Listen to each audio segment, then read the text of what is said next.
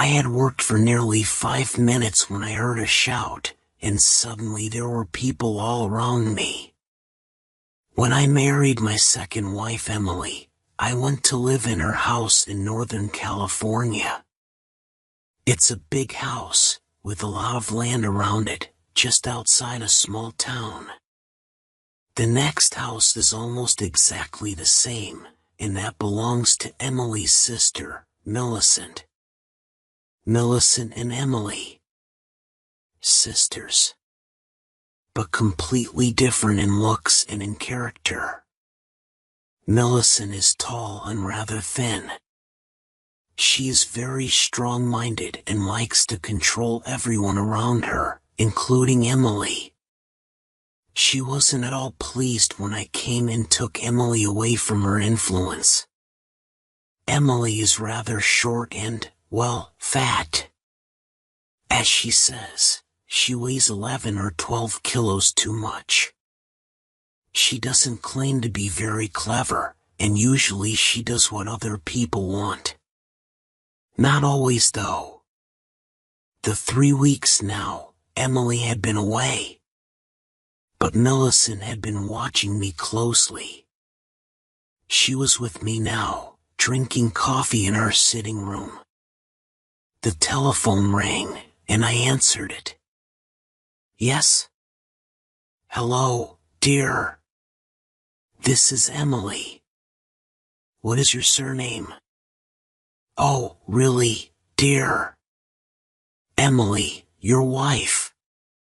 I'm sorry. You must have a wrong number. I put the telephone down. Millicent was watching me. You look as white as a sheet. You seem frightened. It's shocked. Who telephoned? It was a wrong number. Millicent drank some coffee. Oh, Albert. I thought I saw Emily in town yesterday, but that's not possible. Of course it's not. Emily is in San Francisco. Yes, but where in San Francisco? She didn't say. She's visiting friends. Emily doesn't have any friends in San Francisco. I know all her friends. When will she be back? She wasn't sure when it would be. I've heard, Albert, that your first wife died in a boating accident. She fell out of the boat and died in the water. I'm afraid so. She couldn't swim. And you were the only witness to the accident. I believe so. No one else ever came forward. Did she leave you any money, Albert? It's nothing to do with you, Millicent. In fact, Cynthia had $50,000 of life insurance and 1 sailing boat. Poor Cynthia. She had taken her boat out alone that day. I had seen the accident from the boat club and rushed out in another boat, but it was too late to save her. Millicent finished her coffee and left. When she had gone, I went for a walk through the woods behind the house. I walked to an open space between the trees, which had a little stream running through it. How peaceful it was here. Quite. A place to rest. I had been coming here often in the last few days. I sat down on a fallen tree near the stream and thought about Emily and Millicent. Their houses and land were very similar, so you would expect them to be equally rich. But this was not the situation, as I discovered after my marriage. Emily owned her house and the land around it, but she could not afford to employ people to look after them. Millicent, on the other hand, employed a lot of people in her house and even a lawyer to look after her money. She must have $1 million at least. On Tuesday afternoons, I usually go to the supermarket in town. And today, in the car park, I saw a small, rather fat woman across the street walking away from me. She wore a purple dress and a brown hat. It was the fourth time I had seen her in the last 10 days. I hurried across the street. She turned the corner and I started to run. When I reached the corner, she was nowhere in sight. I was standing there when a car stopped beside me. It was Millicent. "What are you doing, Albert? I saw you running. I've never seen you run before." "Oh, I was just taking a little exercise." I was still breathing hard as I walked back to the supermarket. The next morning, when I returned from my walk to the stream, I found Millicent in the sitting room, pouring some coffee for herself. "I've been in the bedroom, looking at Emily's clothes," Millicent said. "I didn't see anything missing." "Why should anything be missing? Has there been a thief in the house?" "Don't tell me that Emily went off to stay with friends in San Francisco without any luggage." "She had luggage. Though not very much." "What was she wearing when she left?" "I don't remember," I said. That evening, as I prepared for bed, I looked inside Emily's cupboard. What could be done with her clothes? Perhaps I should give some away. I woke up at 2 in the morning. Bright moonlight was shining on my face. I dressed and went out to the hut in the garden. I needed something for digging a hole. I chose a spade with a long handle, put it on my shoulder and began walking towards the stream. I was nearly there when I stopped. I shook my head slowly and returned to the hut. I put the spade away and went to bed. The next morning, Millicent came to see me while I was having breakfast. She brought in the Morning Post, which had just come. It included one small blue envelope addressed to me. The writing seemed familiar. The postmark was our local town. I opened the envelope and pulled out a sheet of paper. "Dear Albert, I miss you so very much. I shall return home soon, Albert. Soon, Emily." I put the letter and the envelope into my pocket. "Well," Millicent asked. I thought I recognized Emily's writing on the envelope. "Did she say when she'll be back?" "That is not Emily's writing. It's a letter from my aunt in Chicago." "I didn't know you had an aunt in Chicago." "Don't worry, Millicent. I do have an aunt in Chicago." At night, I was in bed, but awake, when the telephone beside my bed rang. "Hello, my sweet. This is Emily."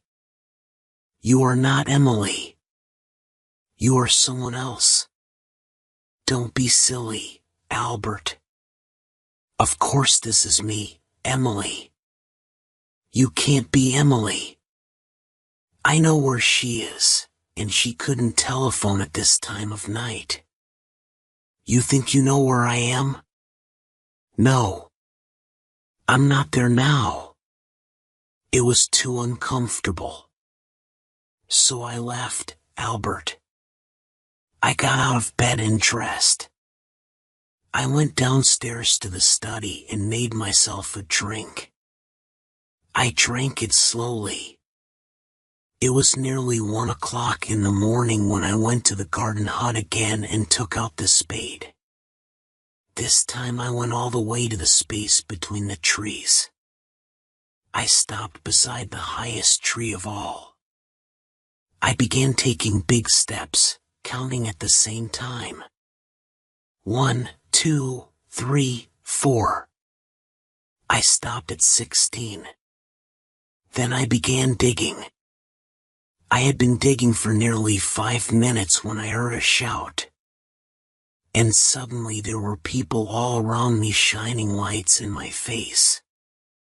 I recognized some of the people who worked for Millicent, including her lawyer. Now Millicent herself stepped forward. "So, you wanted to be sure she was really dead, Albert. And the only way to do that was to return to the place where you buried her." "I am looking for old Indian knives," I said. "There is a belief that if you find one in the light of the moon, it will bring you good luck." Millicent took no notice of this. She pointed to some people I didn't know. "These are private detectives," she said. "They have been watching you 24 hours a day ever since I guessed what really happened to Emily." She pointed at a small, rather fat woman. "That's Mrs. McMillan. She was the woman in the purple dress and she copied Emily's writing. And this is Miss Peters. She is good at copying voices, and she was the voice of Emily you heard on the telephone." There were also 2 detectives who had brought their own spades. Now they began digging in the hole which I had started. "We knew you were getting worried, Albert," said Millicent. "You almost dug her up last night, didn't you? But then you changed your mind. That was lucky. Because last night I didn't have so many people to watch you. And tonight we were ready and waiting." Their detectives dug for about 15 minutes and then paused for rest. "This ground is very hard," said one. They went on digging until the hole was 2 meters deep.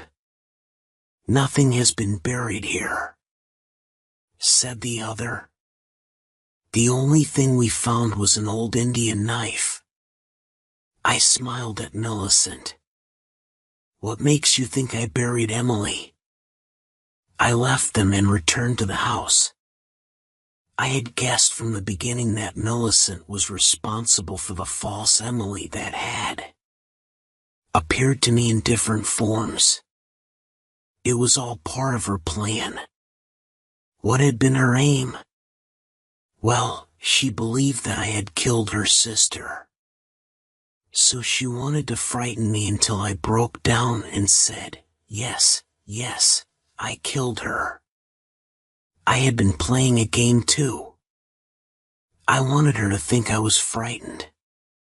And of course, I wanted her to think I had buried the body in that place in the woods. Now I was in a strong position.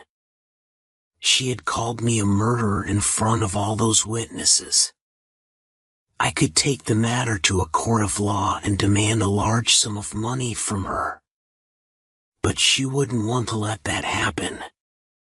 She wouldn't want the world to know she had been stupid. She would prefer to pay those people to keep silent. Would that be possible? Well, it would help if I supported her story and said that nothing had happened at all. And I would do that for Millicent. If she gave me some money, her large amount of money. At the end of the week, my telephone rang. "This is Emily. I'm coming home now, dear." Oh, great. Did anyone miss me? They certainly did. You haven't told anyone where I've been these last 4 weeks, have you, Albert? Especially not Millicent. I told her you were visiting friends in San Francisco. Oh, dear. I don't know anybody in San Francisco. Did you believe you? I don't think so. Well, I couldn't tell her I was going to a health farm to lose weight. I would be ashamed. and I wasn't sure that I would manage it. But I have, Albert. I have. I've lost 14 kilos. My figure must be as good as Cynthia's now. Well done, Emily. That's great. Why is Emily jealous of my first wife? They each have their place in my heart. Yes. But now none of my clothes will fit me. I'll have to get a lot of new clothes. Do you think we can afford it, Albert? Ah. We can now. There is some help from Millicent.